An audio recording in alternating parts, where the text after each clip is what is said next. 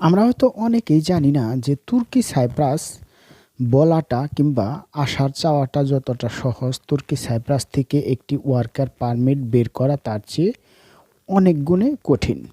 তারপরেও তুর্কি সাইপ্রাস কিংবা গ্রিক সাইপ্রাসে আসার জন্য মিডল ইস্ট থেকে, সেটা হোক দুবাই, কাতার, মালয়েশিয়া, সৌদি কিংবা বাহরাইনি, ওমান, এই সমস্ত কান্ট্রি থেকে আমরা ট্রাই করে থাকি। বিশেষ করে বাংলাদেশ থেকে সবচাইতে বেশি, অর্থাৎ বাংলাদেশ থেকে নতুন করে যারা প্রবাসে পাড়ি জমাতে যাচ্ছেন তারা কিন্তু অধিকাংশ মানুষই তুর্কি সাইপ্রাসে কিংবা গ্রিক সাইপ্রাসে আসতে চান।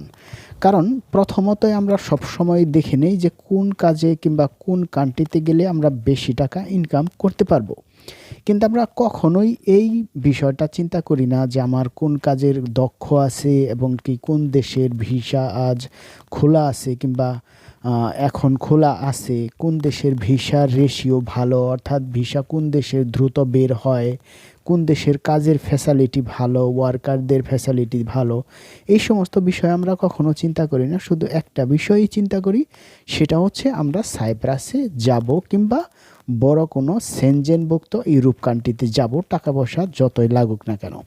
কিন্তু আপনি জানেন কি যে তুর্কি সাইপ্রাস এবং কি গ্রিক সাইপ্রাসের ভিসা পেতে হলে কি কি প্রয়োজন হয় কিংবা কোন কোন দক্ষ আপনার লাগবে, কি কি ডকুমেন্ট আপনার লাগবে, এবং কি গ্রিক সাইপ্রাসের ভিসা পাওয়ার আগে আপনাকে ইন্টারভিউ ফেস করতে হবে কি না, কিংবা গ্রিক সাইপ্রাস বাদই দেন আপনি যদি তুর্কি সাইপ্রাসে আসতে চান সেক্ষেত্রে আপনার ইন্টারভিউ হবে কি না, এবং কি কোন এজেন্সি দিয়ে আপনি পাসপোর্ট টাকা পয়সা জমা দেবেন, এবং কি গ্রিক সাইপ্রাসে এখন এই মুহূর্তে ওয়ার্কার পারমিট খোলা আছে কিনা, কিংবা তুর্কি সাইপ্রাসের ওয়ার্কার পারমিট এই মুহূর্তে খোলা আছে কিনা।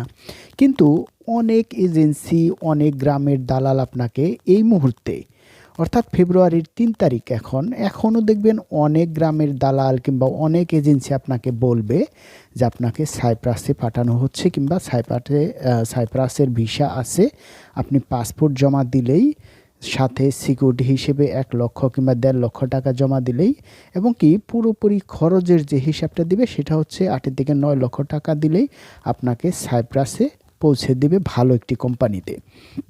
কিন্তু সত্য কথা হলো সেটা হচ্ছে আপনি যদি গ্রিক সাইপ্রাসে আসতে চান সেক্ষেত্রে মিনিমাম আপনার ইংলিশ ল্যাঙ্গুয়েজ জানা থাকতে হবে। তার রিজন হচ্ছে ওয়ার্কার পারমিট নিয়ে যদি আপনি আসতে চান সেক্ষেত্রে যে কোম্পানির আন্ডারে আপনার পাসপোর্ট ডকুমেন্ট সাবমিট করবে সেই কোম্পানি আপনাকে ভার্চুয়াল হিসেবে, অর্থাৎ ভার্চুয়ালভাবে, অর্থাৎ ভিডিও কলে আপনার ইন্টারভিউ নেবে। আর সেখানে গ্রিক সাইপ্রাসের যে কোম্পানি ইন্টারভিউ নেবে সেই ইন্টারভিউতে আপনার কথা বলতে হবে ইংলিশে, অর্থাৎ টকিং করতে হবে ইংলিশে।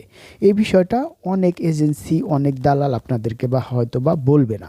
তবে হ্যাঁ, বর্তমান আপনি গ্রিক সাইপ্রাসে ইচ্ছে করলে ওয়ার্কার পারমিট কিংবা স্টুডেন্ট ভিসায় কিংবা ভিজিট ভিসায়ও আসতে পারবেন।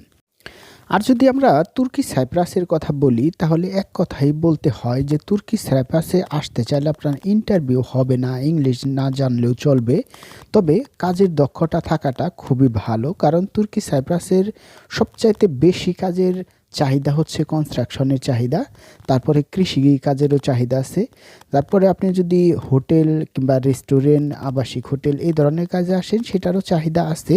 কিন্তু এই সমস্ত কাজ হচ্ছে সিজনাল একটি ভিসা, অর্থাৎ এই কাজগুলো শীতের মধ্যে কম থাকে, গরমের দিনে একটু বেশি থাকে।